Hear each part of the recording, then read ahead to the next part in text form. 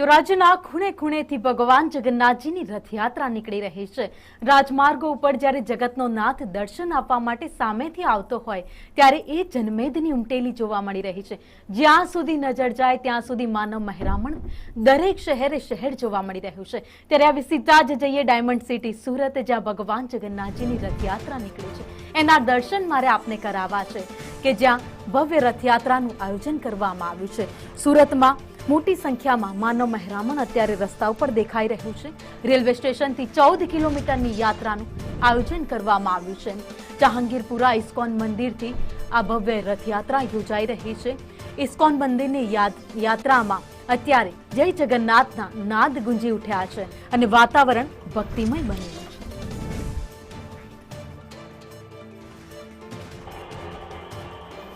આજે આષાઢી બીજ એટલે ભગવાન જગન્નાથજી નગરચર્યા નીકળશે। ત્યારે અમદાવાદ હોય, પુરી હોય કે સુરતમાં પર નગરચર્યા ભગવાન જગન્નાથની યાત્રા નીકળી ચૂકી છે। હાલ તમે જે રીતે દ્રશ્યમાં જોઈ શકાય છે, હાલ આપણે સુરત શહેરના જે રેલવે સ્ટેશનથી લઈને હાલ નગરચર્યાએ ભગવાન જગન્નાથની યાત્રા નીકળી ચૂકી છે।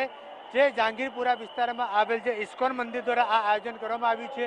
કુલ 14 કિલોમીટરની આ યાત્રા છે। તમે સીધા દ્રશ્યમાં જોઈ શકો છો, મોટી સંખ્યામાં અહીં ભક્તો ઉપસ્થિત છે। તે ઉપરાંત ચુસ્ત પોલીસ બંદોબસ્ત અહીં ગોઠવવામાં આવ્યા છે।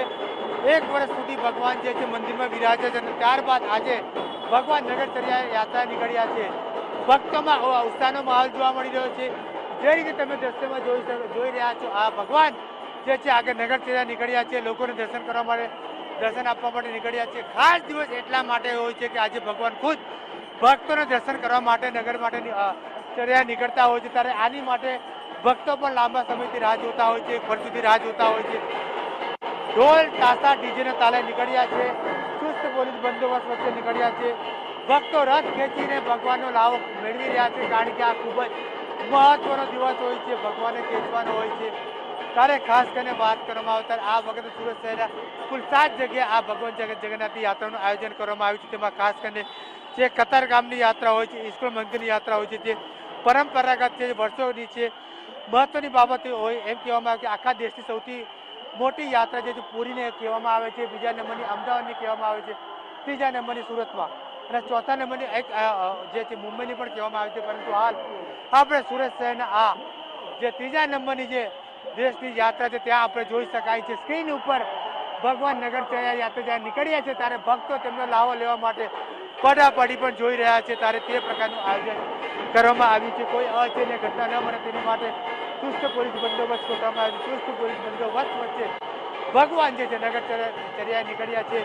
જે રીતે લોકો રથ ખેંચીને આ લાવો મેળવવાનો વારો આવ્યો છે, ત્યારે આ લાવો ન છોડતા હોય ભક્તો, કારણ કે આ ખૂબ જ મોટો સમય હોય છે, તેમને ખૂબ જ લાંબા સમય 1 વર્ષ સુધી રાહ જોતા હોય છે, જોઈ રહ્યા છે, પડાપડી અને લાવો આ ખેંચતા હોય છે।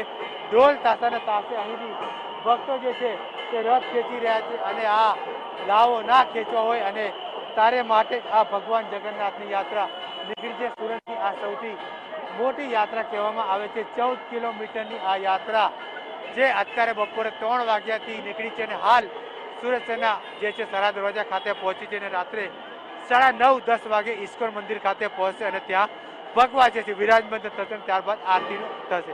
કેમેરામેન અજય પટેલ સાથે જયેન્દ્ર પાંડે, સંદેશ સુરત।